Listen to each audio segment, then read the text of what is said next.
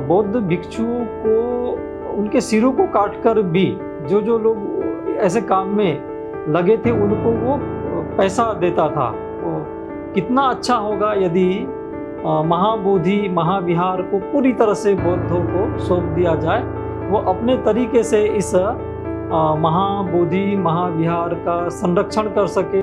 महाबोधि महाविहार को बौद्धों को सौंपने के बाद भारत के अनेक स्थानों पर इसकी शाखाएं निर्मित की जानी चाहिए।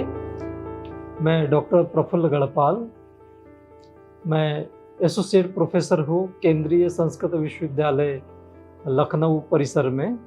यहाँ हम बौद्ध दर्शन एवं पाली डिपार्टमेंट में काम करते हैं और पाली भाषा और बौद्ध दर्शन के प्रमोशन के लिए विभिन्न प्रकार की योजनाओं को क्रियान्वित करने का भी काम हमारे डिपार्टमेंट के द्वारा किया जाता है। यह डिपार्टमेंट ट्रेडिशनली और मॉडर्न दोनों तरीके से भारतीय ज्ञान परंपरा के तहत पाली भाषा और बौद्ध विद्याओं के प्रमोशन के लिए काम कर रहा है। आज की जो परिस्थिति है उसमें बौद्ध विद्याओं को प्रमोट करना बहुत ही प्रासंगिक प्रतीत होता है। जिस तरह से दुनिया में विभिन्न प्रकार की समस्याएं बढ़ रही है, वैसे वैसे ये समझ में आ रहा है कि बौद्ध दर्शन और पाली विद्या त्रिपिटक साहित्य और भी ज़्यादा प्रासंगिक और समकालीन होने लगे हैं।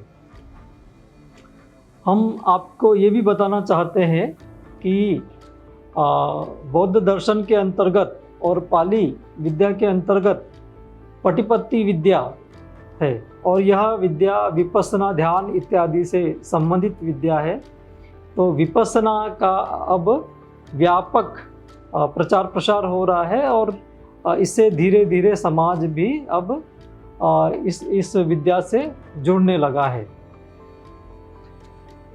आज के समय में हम यह भी देख रहे हैं कि इन विद्याओं से संबंधित अनेक प्रकार की समस्याएं भी सामने आने लगी है। उदाहरण के लिए हम महाबोधि महाविहार के विषय में ही चर्चा कर ले। यह एक बहुत ही ज्वलंत विषय बन गया है और इस विषय में भारत में लंबे समय से विभिन्न प्रकार के क्रियाकलाप चल रहे हैं, संघर्ष चल रहे हैं। हमने भी इस विषय पर एक पुस्तक आप देख सकते हैं लिखी है। इस किताब का नाम है महाबोधि द्रुम विजयम। ये किताब सम्यक प्रकाशन से छपी थी पहली बार 2009-10 में और बाद में ये पाली रिसर्च इंस्टीट्यूट के द्वारा भी इसका परिवर्धित संस्करण निकाला गया। और यह पुस्तक महाबोधि द्रुम विजयम महाबोधि वृक्ष के ऊपर ही केंद्रित है। पूरा इसमें उस महाबोधि वृक्ष का और महाबोधि महाविहार का इतिहास संकलित है संस्कृत भाषा में। तो संस्कृत भाषा में इस पुस्तक में बहुत ही सुंदर ऐतिहासिक जानकारियाँ संस्कृत श्लोकों के माध्यम से उपस्थापित की गई है। इसके बारे में हम चर्चा करेंगे, लेकिन हम ये देखते हैं कि आज ये जो महाबोधि महाविहार है ये व्यापक और वैश्विक मुद्दा बन चुका है। पिछली सदी में जब हम चलते हैं तो हम देखते हैं कि बहुत सारी ऐसी कॉन्फ्लिक्ट हुई बौद्ध धर्म और अन्य विधर्मी लोगों के द्वारा आपस में तमाम प्रकार के जो है संघर्ष चले। और एक समय ऐसा भी आया जब महाबोधि महाविहार जहाँ पर जिसे कि सम्राट अशोक ने प्रथम बार निर्मित किया था भगवान बुद्ध की ज्ञान प्राप्ति के स्मरण में, और वह धीरे धीरे फिर अन्य राजाओं ने भी उसको विकसित किया, वहाँ पर भित्तियों का निर्माण किया और तमाम प्रकार के डेवलपमेंट समय समय पर वहाँ होते रहे। लेकिन एक पंडा जो कि घमंडी गिरी नाम का वहाँ पर आया और उसने पूरे महाबोधि महाविहार को कैप्चर कर लिया और बाद में लंबे समय तक यह संघर्ष चलता रहा, जो कि आज भी हमारे सामने दिखाई देता है। हमने यदि मेरी इस महाबोधि द्रुम विजयम पुस्तक का यदि संदर्भ लेकर इस विषय पर यदि हम चर्चा करें तो यह बहुत ही मार्मिक रूप से सामने बढ़ती है बात। वहाँ पर अनेक प्रकार के ऐतिहासिक दृष्टि से भी देखें तो बहुत बार आक्रमण हुए और शशांक नाम का एक राजा था बंगाल का, उसने भी इस महाबोधि वृक्ष को समूल नष्ट कर दिया था। उसके बारे में इस पुस्तक के द्वितीय भाग में हमने एक श्लोक दिया है, उसको आप देख सकते हैं।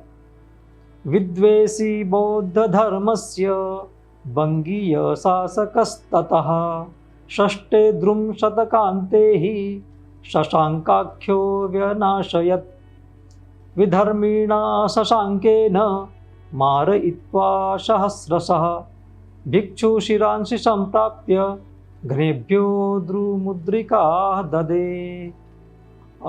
यानी उस विधर्मी राजा शशांक ने बौद्ध भिक्षुओं को उनके सिरों को काटकर भी जो जो लोग ऐसे काम में लगे थे उनको वो पैसा देता था, स्वर्ण मुद्राएं प्रदान करता था। इस तरह का एक वाकया भी हमें दिखाई देता है। लेकिन बहुत सारे ऐसे राजा भी हुए, उन्होंने इस वृक्ष को संरक्षित किया और महाबोधि महाविहार को संरक्षण प्रदान किया। विशेष करके हम देखते हैं कि जो अंग्रेज शासक रहे उनमें से कुछ अच्छे लोगों ने महाबोधि महाविहार के बारे में संरक्षण कार्य किए। ये घमंडी गिरी का जो है 1560 का एक वाकया हम यहाँ पर एक श्लोक में आपको सुनाना चाहते हैं। उपबोधि विहारंच शैव मतानुयायिनः गिरयः सुखमापुश्च मठम निर्माय हिंदुकम। यानी महाबोधि महावृक्ष के समीप में ही ये घमंडी गिरी नाम के एक व्यक्ति ने, महंत ने कुछ मठों का निर्माण कर दिया था और तब से ये हुआ कि इस महाबोधि महाविहार को ही गौण स्थिति में करके उन मंदिरों को, मठों को ही ज़्यादा महत्व दे दिया गया था। आगे हम ये भी बताना चाहते हैं, महंतास्तत्र सेवास्तु कृत्वा दुर्विनियोजनम षोडशे च शताब्दार्थे मठाधीशा स्वयं मताः। महाबोधि विहारस्य दुर्विनियोजनस्य च कलुषितेतिहासस्य प्रारंभोस्ति विधर्मिणाम। तो ये जो है एक प्रकार से ये जो महाबोधि महाविहार को उसके इतिहास को दबा दिया गया, रौंद दिया गया, ये एक प्रकार से कलुषित इतिहास का एक आरंभ हुआ था भारत में। और हमें इसमें ये भी बातें पता चलती है कि वो जो घमंडी गिरी ने महाबोधि महाविहार को अपने अधीन कर लिया, उसके बाद मुस्लिम शासक महमूद शाह ने उसे 2 गांव भी मालगुजारी के रूप में दिए थे। इस तरह से पूरी तरह से वो महाबोधि महाविहार को उन्होंने अपने कब्जे में कर लिया। तो ये बहुत ही दुखद स्थिति रही। लेकिन जैसे कि हम कहते कि कोई भी चीज़ नित्य नहीं है, वो समय हर चीज़ का बदलता है, वैसे ही डॉक्टर बुचानन हैमिल्टन वहाँ पर आए और उसके बाद में महाविहार की स्थिति में बहुत परिवर्तन आ गया। उस परिवर्तन को भी हमने इस ऐतिहासिक काव्य में दर्शित किया है, बताया है। इसी पुस्तक में आप देख सकते हैं 1811 की ये घटना। यूरोपियो महाप्राज्ञो अब्दशते को नवीन शके वत्सरेकादशे श्रीमान हेमिल्टन बुचानन। तो बुचानन आया, उसके बाद उन्होंने वहाँ पर बहुत सारे संरक्षण के काम किए और ये स्थिति आगे बढ़ती रही। और इस किताब के ही पूरी तरह से संदर्भ नहीं देंगे, लेकिन एक संदर्भ मैं आपको ज़रूर बताना चाहता हूँ कि इसमें श्री मारहम किट्टो नाम के व्यक्ति भी जुड़े और बहुत बड़ा योगदान रहा कनिंघम का। तो हमने एक कनिंघमोपाख्यानम नाम का एक छोटा संदर्भ भी इसमें दिया है कि जो सर जनरल कनिंघम थे वो बहुत बड़े पुरातत्वविद थे और उन्होंने इस महाविहार की दीन अवस्था को देखकर इसमें परिवर्तन होना चाहिए, अंग्रेज सरकार को भी इस महाबोधि महाविहार को संरक्षण देना चाहिए, इसके लिए उन्होंने बहुत प्रयास किए और कठोर पत्र भी लिखे तत्कालीन सरकार को कि ये काम अंग्रेज सरकार का ही है कि वो भारतीय विद्याओं को, बौद्ध परंपराओं को, महाबोधि महाविहार को संरक्षण प्रदान करे। इसके बारे में भी 2-4 पंक्तियां हम आपको सुनाना चाहते हैं।